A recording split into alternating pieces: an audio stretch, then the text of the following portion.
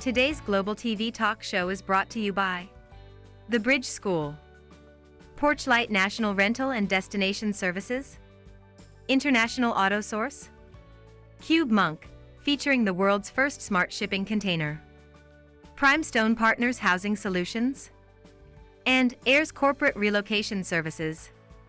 Now here's your host, Ed Cohen. Hi, it's Ed, and I'm coming to you today from Southern California, high up in the mountains. I'm at 7,000 feet. It's a beautiful morning, about 58 degrees. When I got up at 6 a.m. our time, it was 39 degrees, so fall is here, even in Southern California. Our topic today is business travel. Is it dead? Is it on life support? And what's going to happen with clean and safe?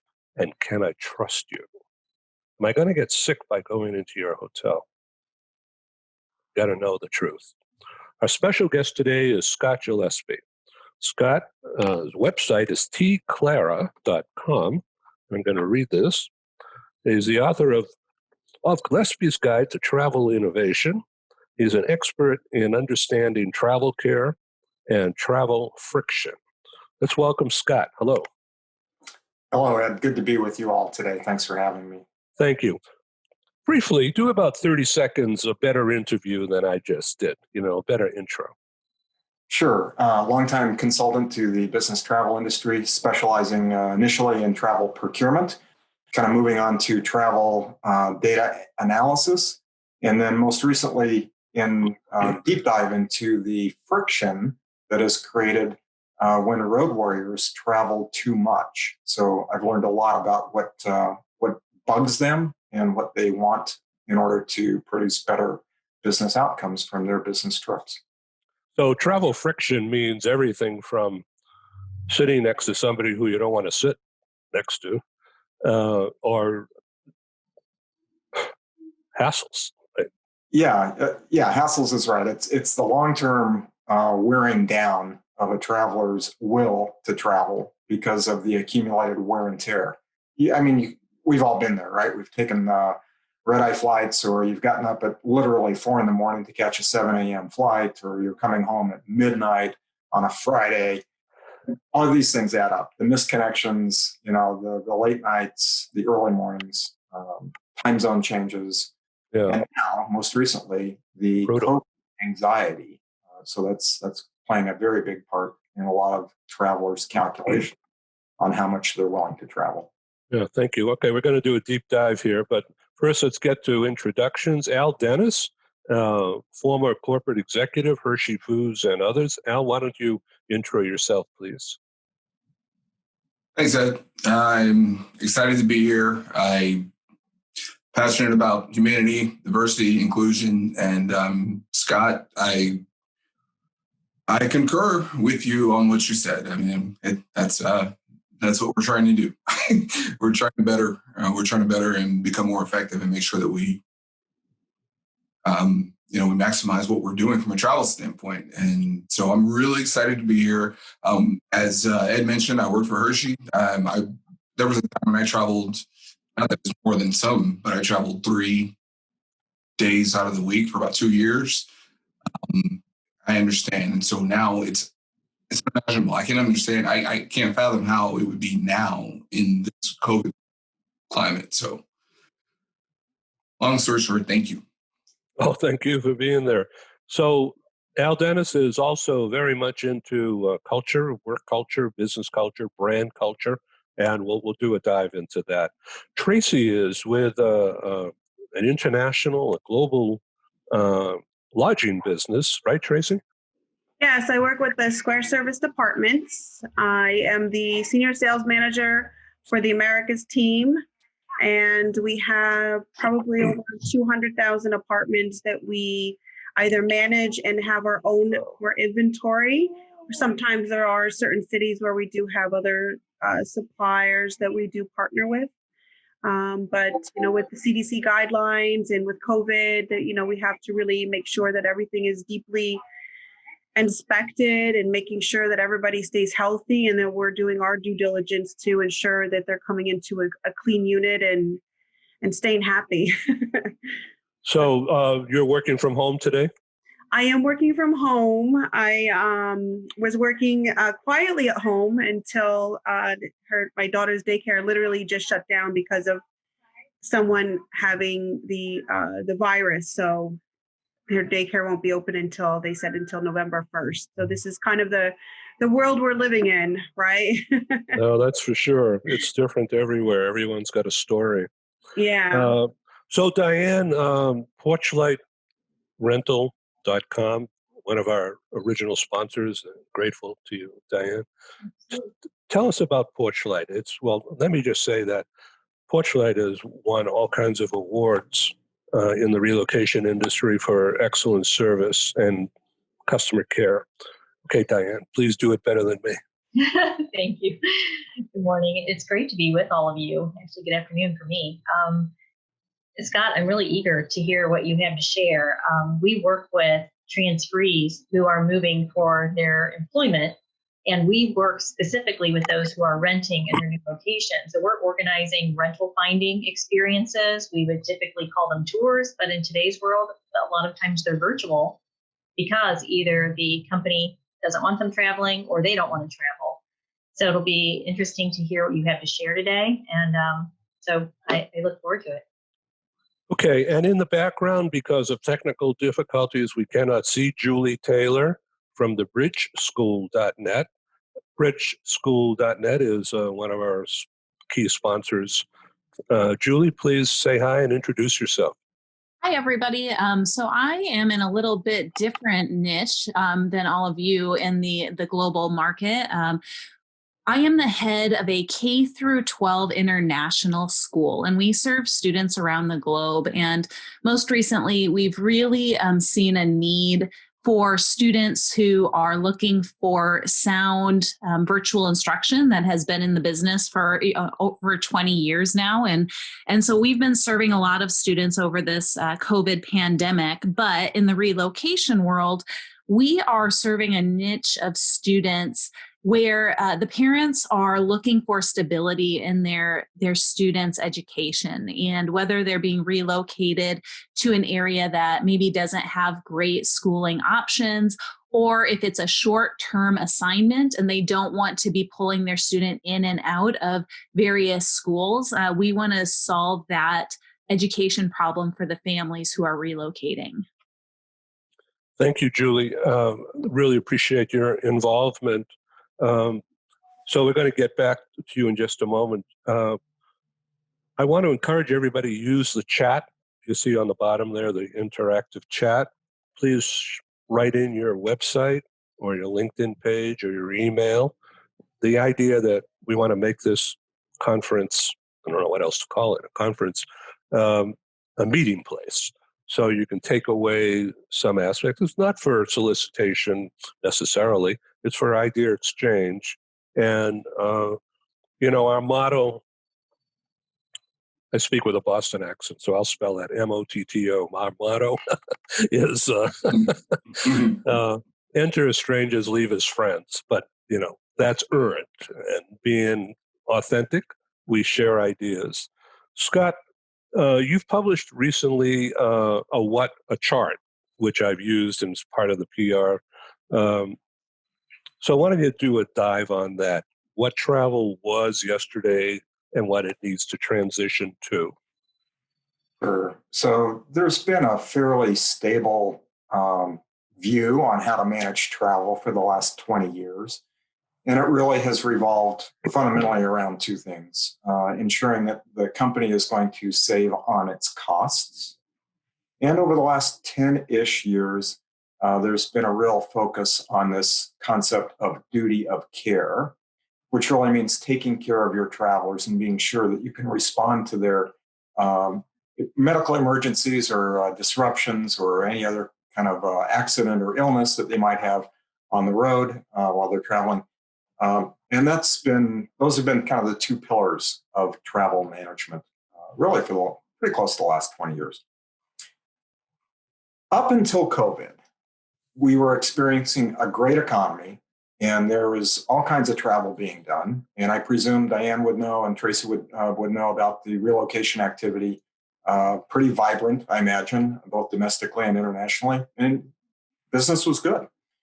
That was putting a lot of stress and strain on the travelers. And so that gave rise to kind of a new dimension in travel management, a focus on taking care of the traveler and being much more concerned about the traveler's productivity, their health, their safety, and their attrition, their risk of leaving the company if they got too burned out on traveling.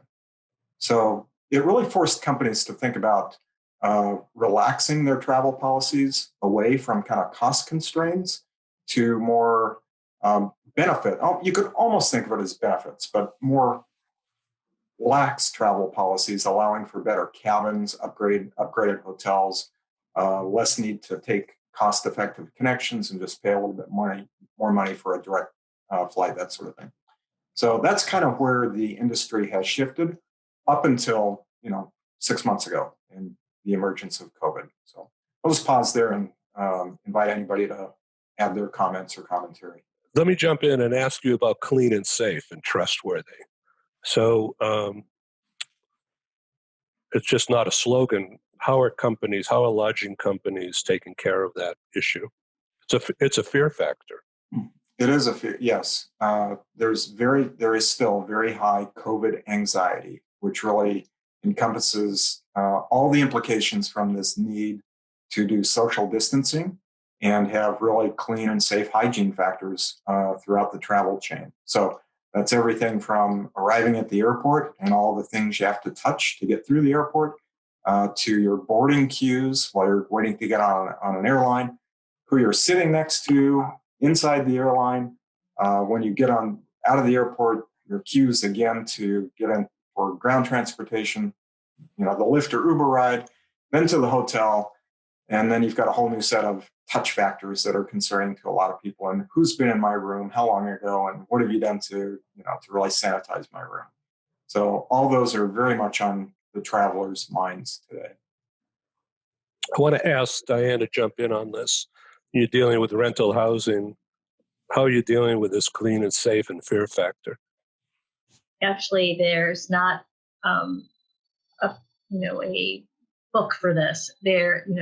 We help transferees select the property that's best for them. So we're qualifying options for them and that will meet their criteria from a location standpoint, a budget standpoint, and amenities.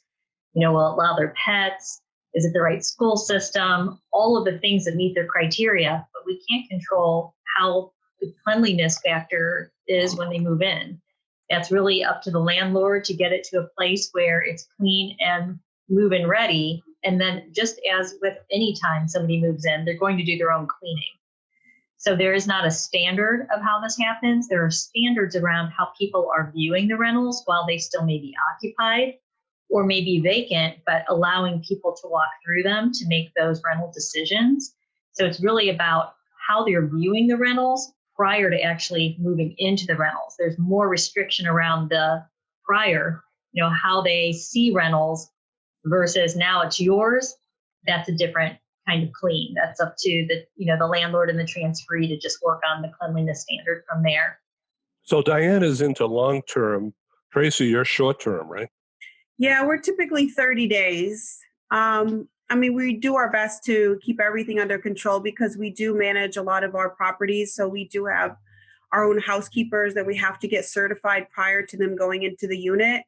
But we've also been managing the length of time that somebody has been in the unit versus the next person coming in. So instead of typically our system would be like you put one in and then the next one comes in and it's always back to back. But now we're trying to give a gap where it has 24 to 48 hours where we can, really do from the ground up of sanitation, getting a lot more chemicals that are CDC approved and really doing our best to kind of maintain and giving, I know, Scott mentioned COVID anxiety. So kind of ease that a little bit when somebody's walking in.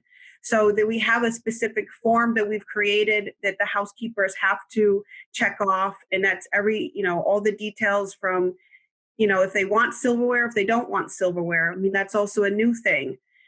Some people are saying, well, instead of, just give me the bed and give me the couch and the TV. I want to get rid of all housewares.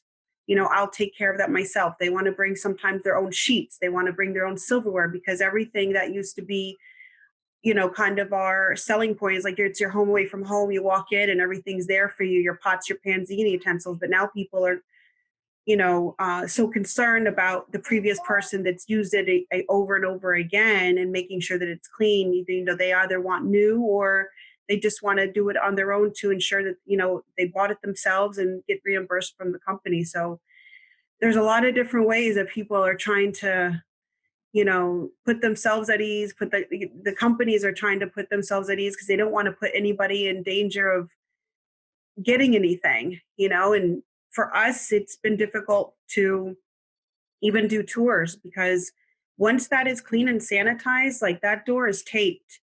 If we do a tour or anything like that, then that's a whole other sanitation once another foot goes into the door.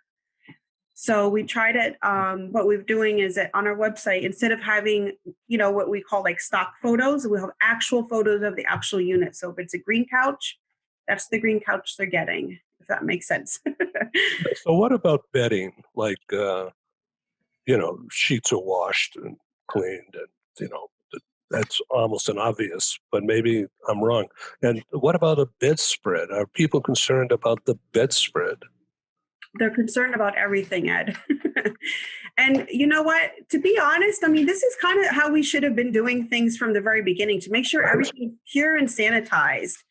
Even I've been in hotels, and, there's a bedspread, and I never used to sleep in it, but now we're really making an effort to make sure that if I'm telling you this is clean and sanitized, it's not just, the bed sheets. We're doing the comforter, we're doing underneath, we're vacuuming and sanitizing the mattress and everything. So that way we're making sure that we're doing our due diligence, so nobody has any fear. On a positive, COVID has made us a lot more clean, if that makes sense. Sounds like it's up the standards. Yeah, exactly. Making sure we're, really keeping our end of the bargain with, with duty and care. What's interesting to me is that Airbnbs seem to be very popular right now. And Scott, I don't know if you know more about that or not, but it just seems like the consumer travel is taking advantage of those kinds of deals that are out there. And yet, right. I can't imagine their standards being what Tracy's describing. That's so funny you say that. Airbnb has been, I work a lot within the hospitals, right? And there's a lot of patients that have decided to save money and go into an Airbnb. But then you have a patient that's international and they're coming into an Airbnb, and there's no guarantee that this is very clean or that it's going to really follow the CDC guidelines to sanitize everything. So, it is a small concern that, I kind of bring up a little bit just to make sure that they're doing their due diligence, because I know sometimes that was the pricing. But Airbnb has been getting a lot more traction lately, when I'm very surprised about that, because I would think it would be the reverse, right? Because it's an individual owner. How do they guarantee it? Really interesting points. Let's pause for a second here. I know everyone's working from home and it's real life, and it's okay to hear the kids' noise. No problem for me. I just want to be sure everybody's okay with that. And if not, just raise your hand and we'll take a break until that can be fixed, if it's a bother. And I actually think it fits into what we're talking about. We're talking about getting better, and getting better means better understanding what, empathy. This current climate means. And we've got, I don't know, to me, hearing that little beautiful baby girl kind of in the background, it's a matter of like, it just shows that you care. It shows that you care because it's not a job for you. You're not trying to just put in an 8 to 5. You're actually putting in everything that you can. It's like, hey, I'm human, huh? Exactly. Right? You know it. Yeah, I've been there, done that. Scott, what do you think about all this chat? Oh, Sorry, which chat? The No, background chat? no, all Yeah, our conversation so far. So yeah, absolutely, Tracy and Diane. I think you've hit on a really interesting feature. And Al, I'm curious to see if you've observed some of this within your colleagues at Hershey, and Julie, for sure, given the role of your firm in terms of providing stable virtual classroom settings. There's a really interesting shift here. And obviously, it started with COVID that forced, because of social distancing and the hygiene issues, that forced so many people to work from home. Well, that went from WFH, work from home, to WFA, which is work from anywhere. And I'm just impressed by how many people have recognized the opportunity that, hey, if they're going to work virtually and their kids are going to go to school virtually, they can live wherever they want. And how many of us know of folks that have just picked up and moved to, a ranch setting somewhere, or a beach setting, or somewhere up in the mountains, somewhere that it's really nice for them to, to have an outside. Oh, Al's raising his hand. Well, no, because there's two reasons. I just saw, a baby girl, but also just to your point in your question, yeah, that's what we want. I mean, that's at Hershey. I think anywhere in any company, what you want is the best, but at the same time, you're going to have challenges, and there's going to be cultural misunderstanding, but as long as you're something positive and it's about productivity and moving forward as opposed to focusing on the past, I think you're okay. Yeah. But And that answers the question. well, first of all, Tracy, the beautiful little girl, it's no problem, believe me. Yeah, I'm sorry, everyone. No problem. It's welcome. So, Julie, how do you handle all this? Right. Well, it's very different, across the world, how different government agencies are handling COVID, especially when it comes to education.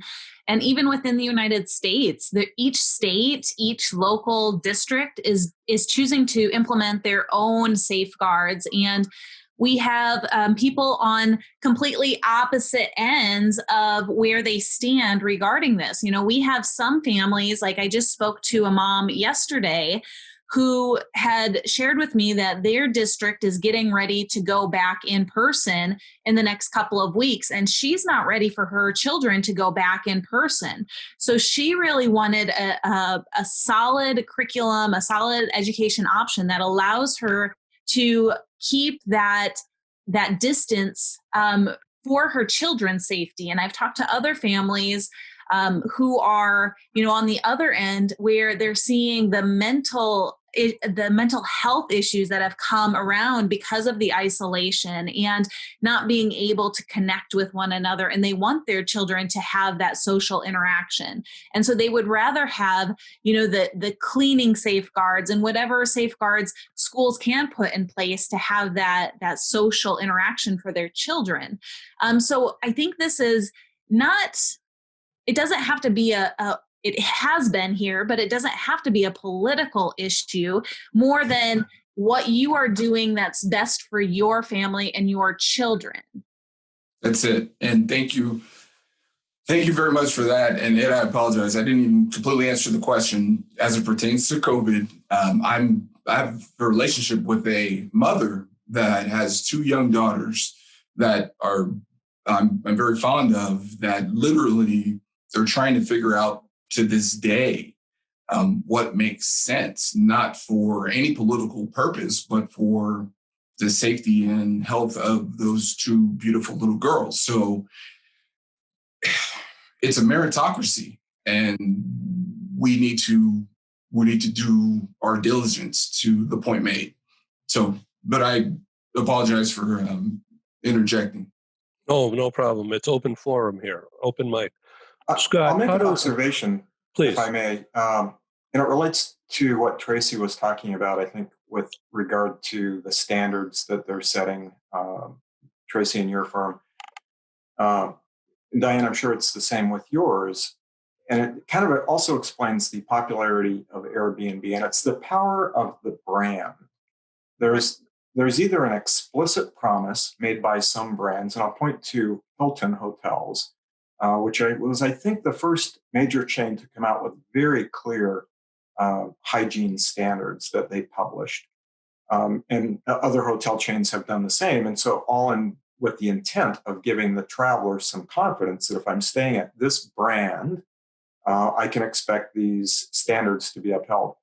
Airbnb is benefiting from some of that, even though they don't have as much control over it. I think that still explains some of the popularity. And when you're talking about individual travelers trying to think about staying in a rental they may not be familiar with, it becomes just that much more important for the brand to have given some assurance from the overall umbrella perspective that they're really up to keeping these standards high and in place. Scott, how can companies therefore get back into, or how can the whole enterprise world get back into business travel? Is directly because of clean and safe, right? No, it will not be. So COVID is a major barrier to business travel for sure. I mean, we all see that without a doubt. But at some point, we will get beyond the COVID anxiety problems. We will get comfortable with whatever solution, however much time it's going to take. At some point, we will put the COVID problem behind us. The problem that will remain is the one that we're using right now, the Zoom meeting. That is the big threat to business travel. And here's why. Because we've all become very accustomed to using the Zoom meeting in place of getting on a plane and going somewhere for a business meeting. So once COVID behind us, whoever's got the ownership of your travel budget is going to ask you, why don't you just do this by Zoom instead of traveling somewhere? And until there is a good answer for that, business travel will be very, very threatened. And I think we're not going to see the return of the 2019 levels of business travel at all because of the power of the Zoom substitute. Can I just add to that? Scott, you're very right. So I've been talking to some large companies, and one of the biggest things is that, do I really need to send somebody to Singapore for a 3-day business meeting when we can do it on Zoom? So a lot of the travel managers that I've been speaking to have been more or less trying to be more diligent and putting someone in a long-term project assignment. So if they need to be there for a week or 2 weeks, they might consider it. But if it's just for like meetings like they used to do all the time, they're not going to do it. They're going to consider that, they're going to use, the Zoom meetings or something virtual. It's more cost effective for them. But at the other hand, they are going into more long-term travel. If they're going to go into if they're going to send somebody to another country, they're going to send them for at least, 4 to 6 weeks. To them, it just makes more sense during this time. I believe you're on point. Just like before, it's a hybrid. We're going to, obviously it's going to change, but it just shows that we have the ability to grow. So it doesn't mean that we have to take one away or one has to be. If we really understand it, we were going to base our decisions on logic, and we understand that, or we state that communication is 93% body language or tone, just body, then it does make sense to have those in-person meetings. It's a matter of where we draw the line, from a collective standpoint and actually just understanding. But that's why, again, just humble to be on the call because this is our future.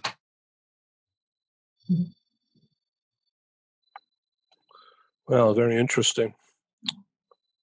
So for what it Scott, may be worth, my company is just wrapping up some research on this very issue. So we've polled about 270 US-based business people.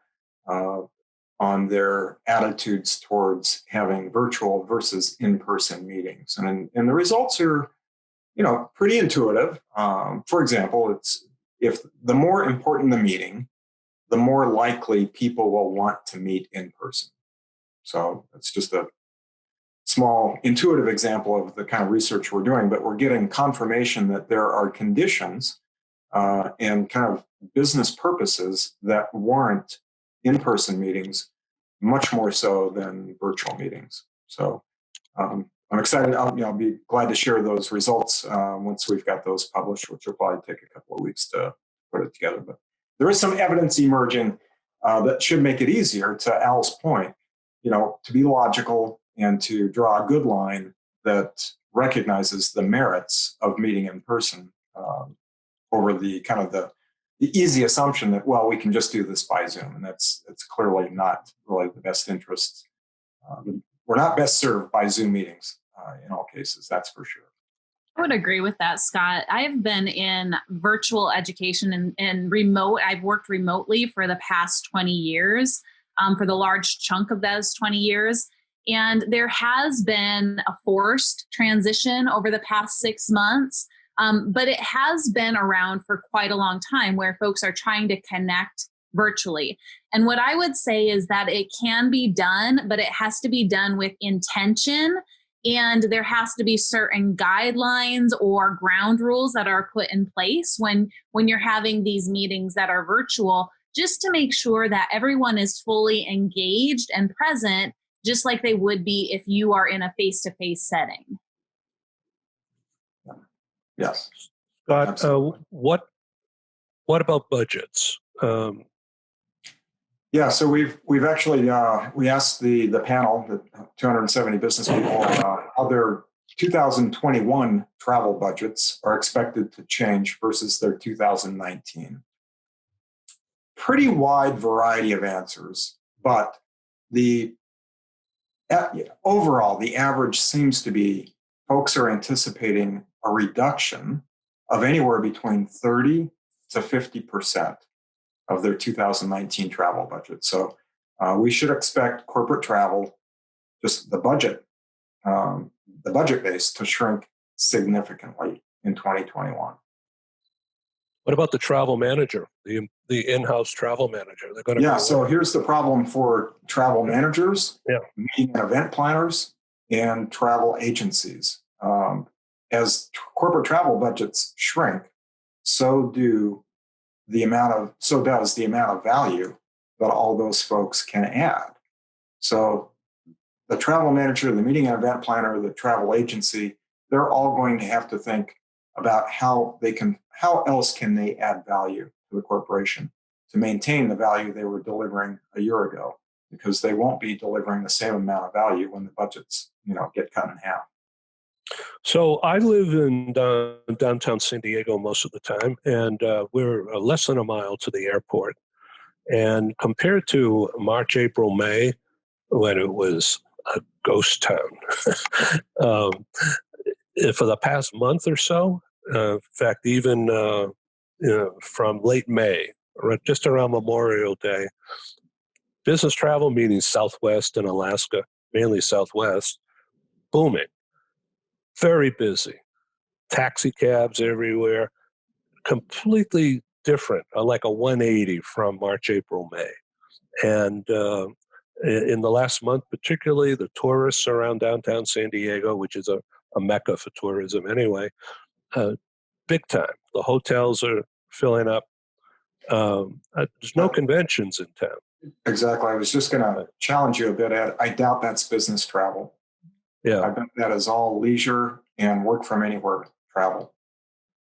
Yeah. So it's really interesting. I pray for an increase in business travel, but let's go back to, I just want to be sure we have authenticity here about the clean and safe thing. So Hilton and others, if they put like a guarantee, certified, this room is clean and safe, and prove it somehow. What do you think? Is that possible, or in light of what we just discussed, it's just not going to happen for a while. Sounds like Tracy has firsthand experience with Yeah, I think it is possible. doing some of We this. have to lay out the ground rules and what the specifications are to each individual housekeeper and each individual building to making sure that everything is clean and maintained. And that's everything from shampooing the chairs to shampooing the couches to making sure they're getting underneath, like even the crumbs, to make sure that everything is back in order like new. I mean, you have to really set the guidelines with the housekeepers, and if they're not maintaining it, then that's a whole other issue. But there has to be pictures. That's one thing I didn't mention before, is that we are doing pictures. They're showing me pictures. What's the bedroom look like? What's the sink look like? What does the tub look like? What's the chairs look like? But those are regulations, or I should say standards that we expect, because those are promises that we're giving to our corporate clients. But yeah, I definitely think that there's a way to kind of maintain it, so to speak. Yeah, I just stayed at one of the Hilton hotels over the weekend in Long Beach, and they did exactly what Tracy was saying. They shared with us that they check their housekeepers before they come to work, make sure they're not running a fever or don't have symptoms.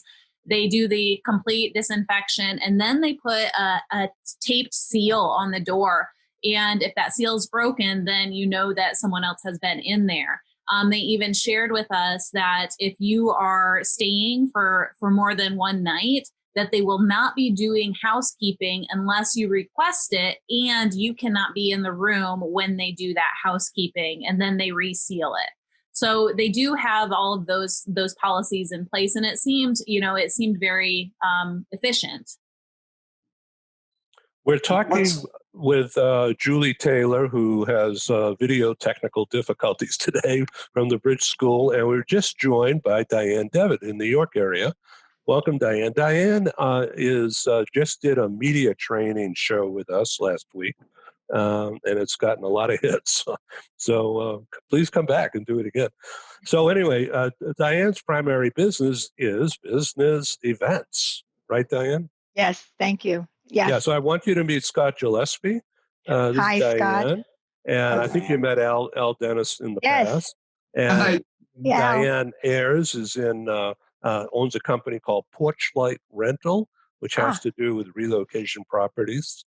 And Tracy Barboza is in New York also, and she's with a large apartment hotel company. But did I say that right, Tracy?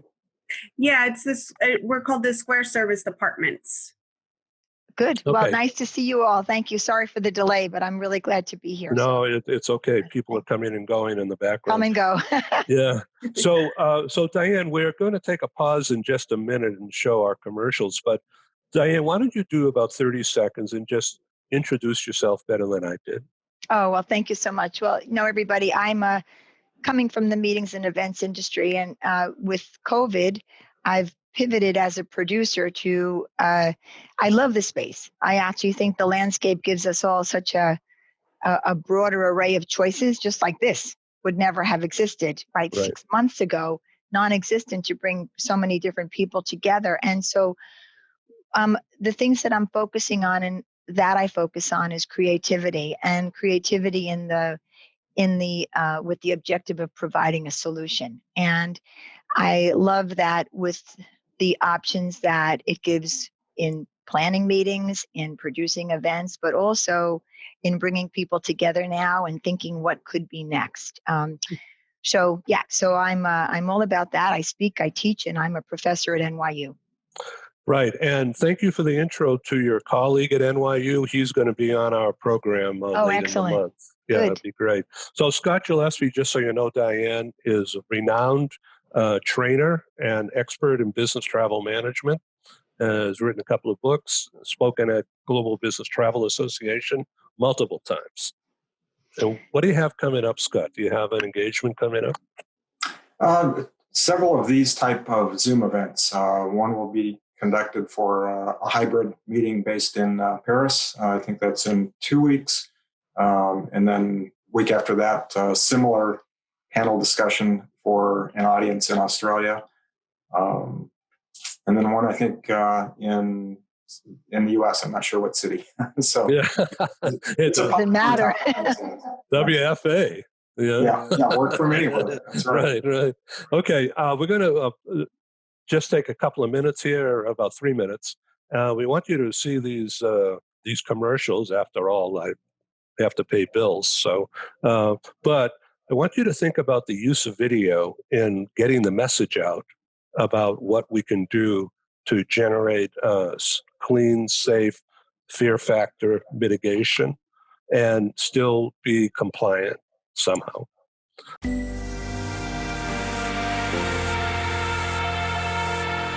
One of the greatest things about attending the Bridge School is that students are able to truly move at their own pace. Students who are advanced learners can move more quickly through the curriculum. Students who are struggling can slow down and take a little bit more time and get additional resources from their teachers. Also, the typical school in a school district is following state set guidelines and standards, and they're following the pace of the entire class. And that isn't always conducive to students. The Bridge School partners with Strong Mind to provide this award-winning curriculum. And with that, students are able to trust and know that they're learning a curriculum that is built on standards that are national standards, that are research-based, and they're chronological based on how students learn. So students can actually go forward and learn that at their own pace and not have to worry if they are meeting the standards that are set forth by the state. They can know that they're learning what needs to be mastered in that course to be successful.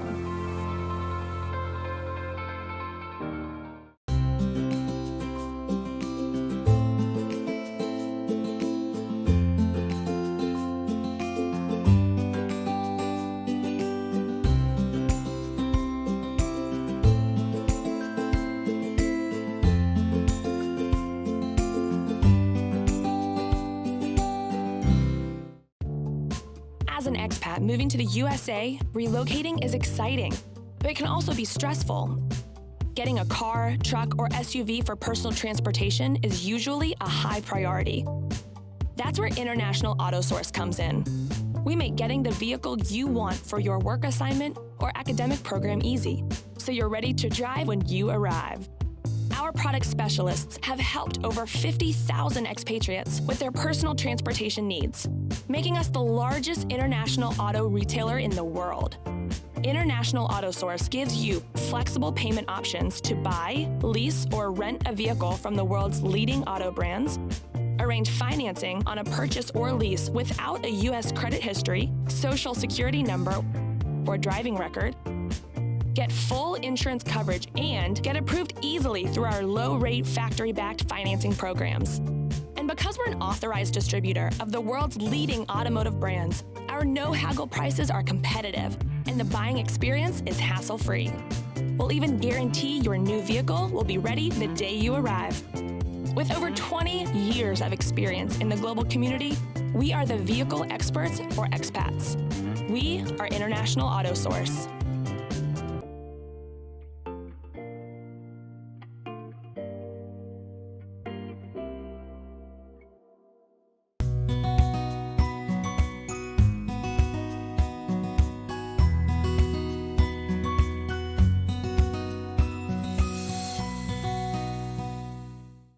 Thank you very much. So we have been blessed with these sponsors, and there'll be additional announcements coming up in coming weeks. Going forward, very quickly, going forward, we have a plan to produce 300 broadcasts between now and about a year from now. That's 3 to 5 a week, maybe more.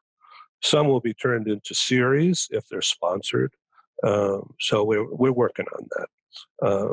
So anyway, I want you to make sure you contact Julie Taylor about the Bridge School.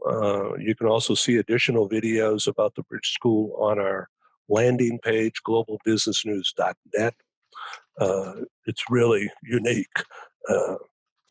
And actually a wonderful service, fully accredited 20 years. Scott, if you have a video of some kind, please send it over. Very quickly, there's a small audience watching this studio broadcast. This is a live worldwide broadcast right now. And there are people in India who are watching this right now, but they don't want to be on. It's rather late in their day there.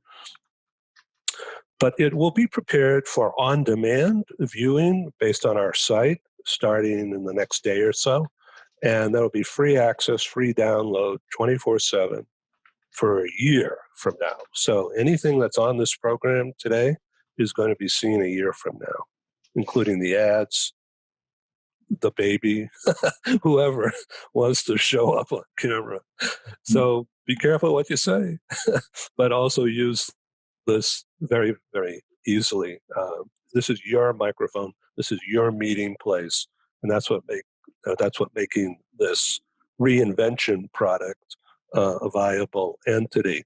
So, Diane Devitt, you used to call your events. What color is your event? Oh, my book. Yes, Your I book, wrote it. yeah, I wrote okay. a book. Yes, thank you, Ed. I wrote a book in called "What Color Is Your Event?" Is a creative resource. Yeah, Meant what's as that a mean? pardon me. What's Well, that mean? because when people want to spark a creative idea, it doesn't always come easily, and sometimes you need to exercise your brain and warm up your brain as much as you have to do physically. And so the book was meant to be a resource for anyone planning any kind of gathering. And I'm happy to say that with this pivot, and Al, I put on the hot seat, I think, a little bit the last time we met, right, Al? I owe you an apology or a phone call. I would appreciate a phone call, but you owe me nothing. I mean, that was a phenomenal conversation. Use that chat, exchange Yes, numbers. yeah, I definitely follow up with you. But the thing is, I think that people in entering this new landscape and entering the virtual world, it's very frightening for some people. And in fact, I'm in the middle of writing an article now that will be focused to the C-suite, because there's such a pressure on the planning community right now to produce. And this is what I think we were talking about a little bit the last time. The planners are scared in many ways because their skill sets are not compliant with what's required now in the virtual space. The virtual space requires more of a production head, an events head, a television film head, because your stage and your screen is virtual. And so we're all on TV now. And planners who are used to physically planning, well, they're the engineers. And so to put them into a different position is the struggle that's going on right now. And I think while we're all growing in this space, we need to be patient with one another, and it's a learning process. So, as I mentioned earlier, I happened to be up real early today. I had a brainstorm around 2:30 this morning, my time, and had to go right online, and then I went back to bed. But it had to do with a program we've got coming up on the 19th of October. You're all invited if you want. It's about strong women in the workplace. And it's not political, it's just business. And so we have been blessed, actually. We've sent out a couple of notices, and I have a couple of fan clubs as groupies, mainly in Europe, and now in Shanghai, and another one in Hong Kong. And so they're attracting their own circles to come to be on this program, October 19th, including some guys. It's not all ladies. So it's going to be quite an event. I'll keep you informed about it. But while I was up that early and responding to these things, I saw a bulletin come across from somebody in, I think it was either Gartner or McKinsey, one of them. And it was a CEO alert. And I just happened to subscribe because I'm in the news biz. But it said media training is a requirement, not a nice thing. So it mirrors exactly what you're talking about. And as we all are sitting here today, do we have the proper lighting? Do we have, are we holding our heads properly? Are we looking at the green thing? What are we doing wrong? That kind of media training, Diane, that you and I talked about 6 months ago, now has become like Harvard Business School class 101. Everybody's got to learn how to be a TV star. Well, I'm glad to hear that because I'm launching a program next month. So I more to didn't come know on that. The thing is this, it's not what you're doing wrong. It's what people are not aware of. And a lot of my research in the past 10 years I've done in sensory communication. And right now we are bonding through each other's eyes. Mm. Yeah, take your glasses off. When you make eye contact with someone, that is the closest road to their soul. I can't shake your hand. I can't give you a hug. I can't smell you. I mean, I don't have a scent, but I can connect through your eyes. And in the sensory world, one sense is always prevalent over another.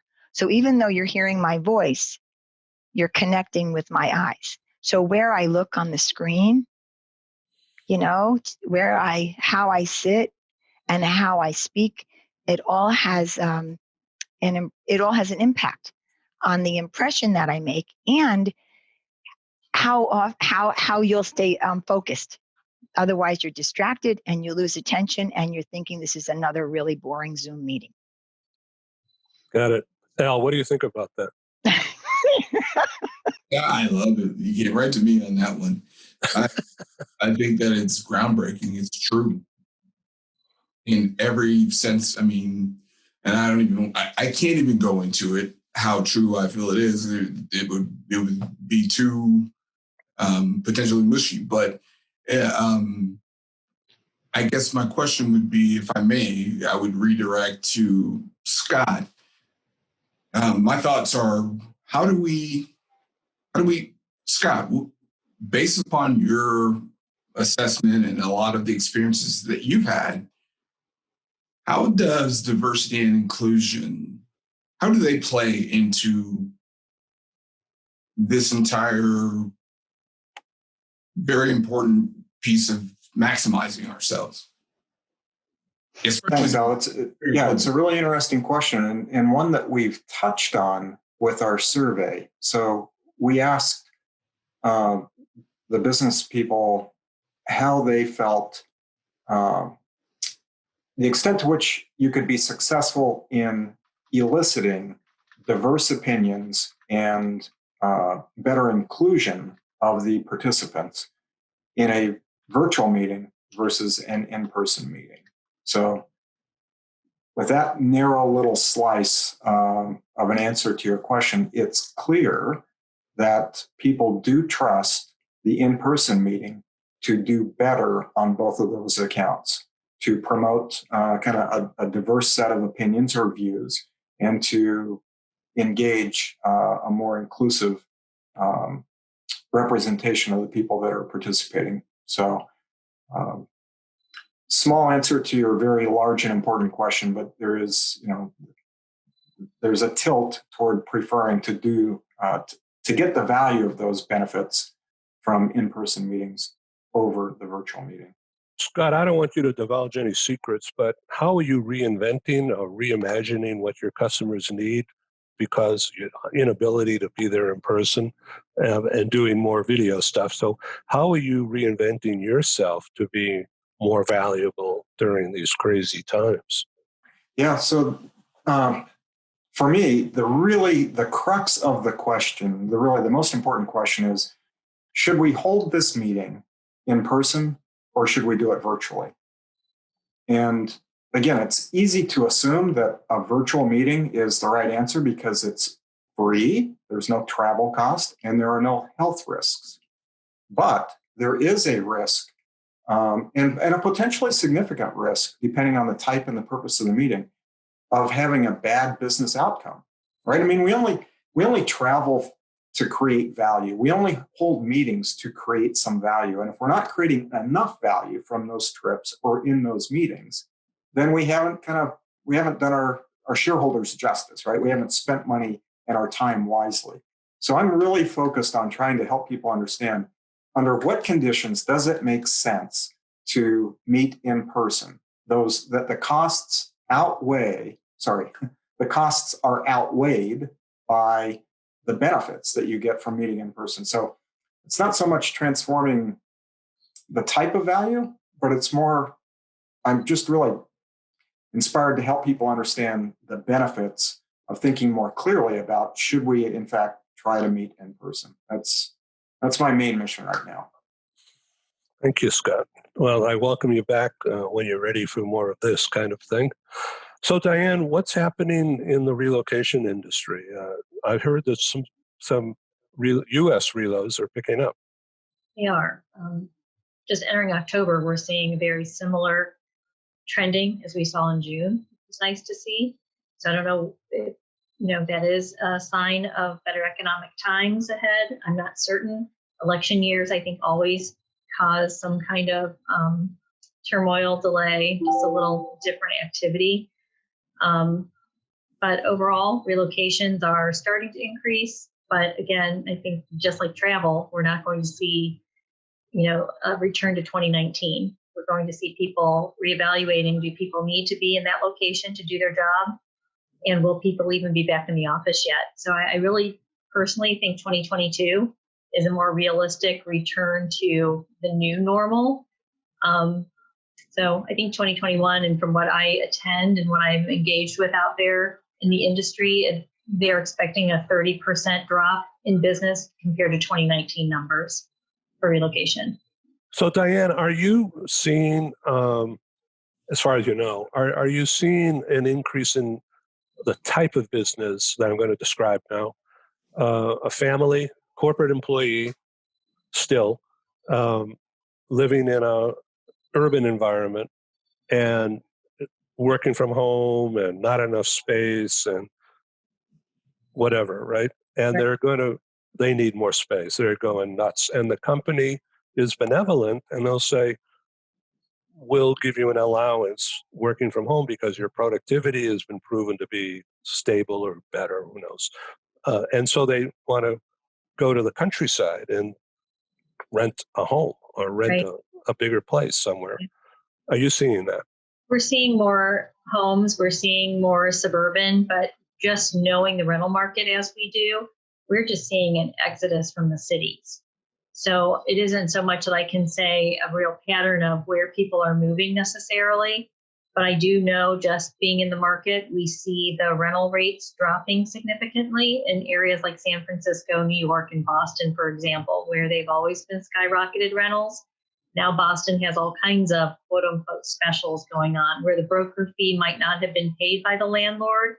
The landlord is now more willing to make those concessions. So we're seeing a definite downturn in pricing in those major cities, and people do have the ability to work elsewhere, so they're taking advantage of that. Right. And are you dealing with the medical community, nurses, traveling nurses in particular? We personally don't have a lot of activity with traveling nurses. In fact, that's probably more in Tracy's bandwidth, I would guess, just because they oftentimes want furnished for the 3 or 6 month period of time that they're there. But we're seeing regularity of industries, with pharmaceuticals and others, that we're seeing that uptick of activity. So, but Tracy probably sees the traveling nurses. Tracy? We do see the traveling nurses. It's not as,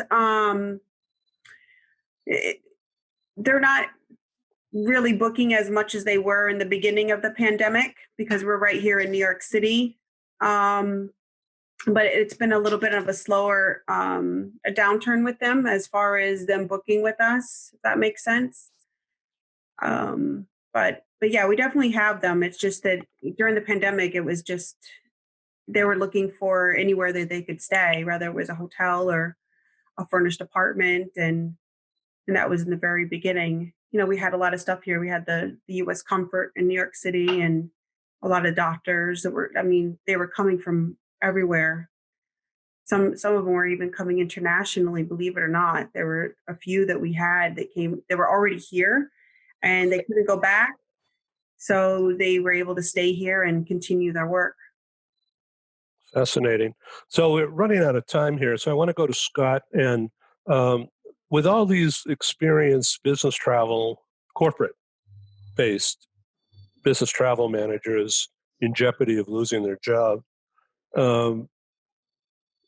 what can you offer these people if you'd like to comment on that? And this is not rehearsed, obviously, everybody. So, Scott, would you like to get a message out to the business travel managers we're going to send this show to as we go forward? Sure. I think a really important way for business travel managers to add value is to extend and kind of broaden their interests. And I would really encourage them to look at the meeting and event technologies that are emerging. And I don't really mean the registration or kind of the logistic elements.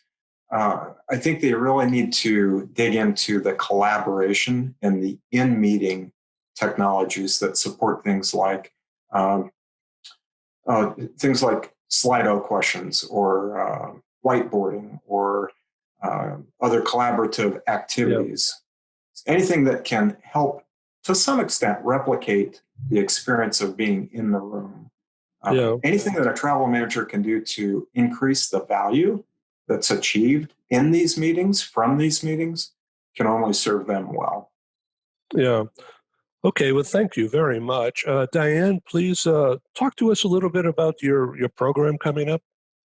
Me, Diane? Yeah. Yes. Oh, sorry. Thank you. There are two. So the one that I wanted to focus on, because since we spoke last, I realized that, sometimes you often take things for granted, what you know, and I'd been on a couple of calls and said, I could really help that person, or just this little tweak or the light behind them or this and that. And that's why I appreciate speaking to people like you or Al and Scott, anybody on this call, for your feedback of what you would like to learn about, because coming from a production background and coming from a theater background, the landscape we're in now is pulling that all together. And it's not something that is innate to everyone, but it's something that is going to be required of everyone moving forward. Thank you. Diane Ayers? I'm sorry, what's the question? The question is, how are you going to go forward? With our business, we are continuing with any support for relocations, of course, and we are still heavily engaged in our corporate community, attending virtual events like this. We have a lot of conferences that are going on. In fact, October is a big relocation conference month, right. So we're booked day after day for the next several weeks, actually attending these types of things and engaging with our corporate communities, because they are still relocating people. It's just going to be at a different pace.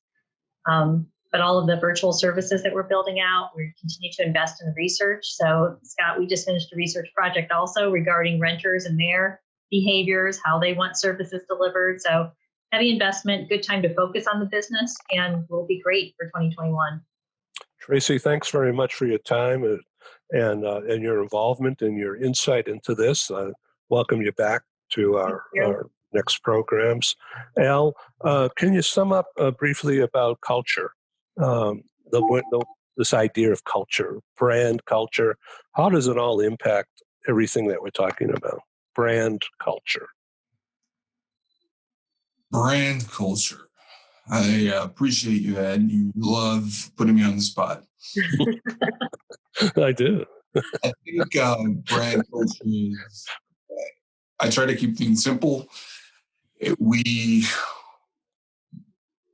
There's a silver lining. No one anticipated 2020. So we have a choice. We can either be positive or negative. We can be productive or counterproductive. The list goes on and on and on and on. So we make that choice. So I choose to be productive rather than counterproductive. And I choose to be better. We talked about a meritocracy. Everyone on this call has demonstrated that they are pretty dedicated to what's going on into bettering themselves and bettering others, probably more so than most will know, or else there'd be more viewership. But my takeaway is, again, we choose to be better. And so why would we not take the silver lining? And we can't necessarily impact what's occurred thus far, but we can move forward today after this discussion, and tomorrow we can move forward and we can actually take the positive of it and try to grow and actually take action. And so that's what I take. And I think it boils, I think diversity is bigger than diversity of appearance or melanin. So with that being said, if we be better. Oh, yeah. I got you. See, too much. That's a ramble. No, that's cool. So just a word that Al and I are developing a DE&I program. We're thinking of doing it in late October, but I think, and this is an announcement, I think that we should wait till after the election. There'll probably be a lot more interest. Scott Gillespie, thanks very much for your time here and your involvement and your insight into the difference between what was and what could be, and how some companies and organizations are looking at this issue. But do you want to sum up now and go forward? I think it's just a fascinating time that we're in. I echo Al's sentiment that let's choose to be positive and see the silver linings. Change is always interesting and a challenge. So let's take advantage of it. Let's find out what works and share what works with others.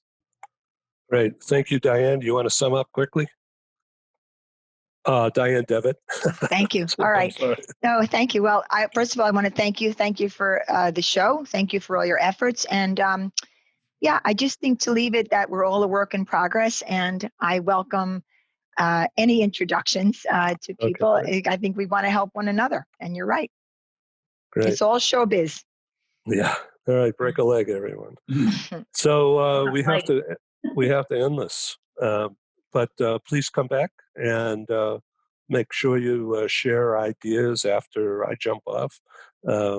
Use the chat here to make sure you have each other's contact details.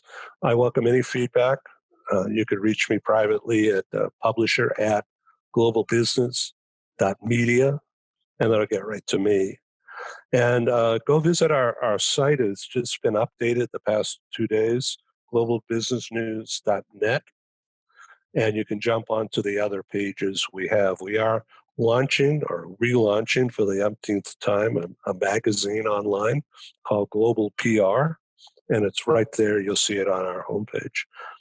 Just click on it. It's free. And we've been blessed with articles and white papers and survey results, blogs, videos from around the world having to do with talent management, business travel, relocation travel, education travel, all kinds of stuff is there. It's all free access, and it's really a wellspring of information. You can tune in on globalradiotalkshow.com. It's right there. You'll see the link. And we have over 200 broadcasts available free of charge. It's really best not to sit here looking at a screen all the time. So on the podcast radio shows, take it in your ears when you go for a walk or a jog or a bike ride. You'll find it stimulating. So thanks very much for being our guest today on Global TV Talk Show. Appreciate you all. Ciao. Bye. Thank you. Thank you all. Bye-bye. Thanks. Thank you for joining us for today's Global TV Talk Show. Have a wonderful day and stay safe.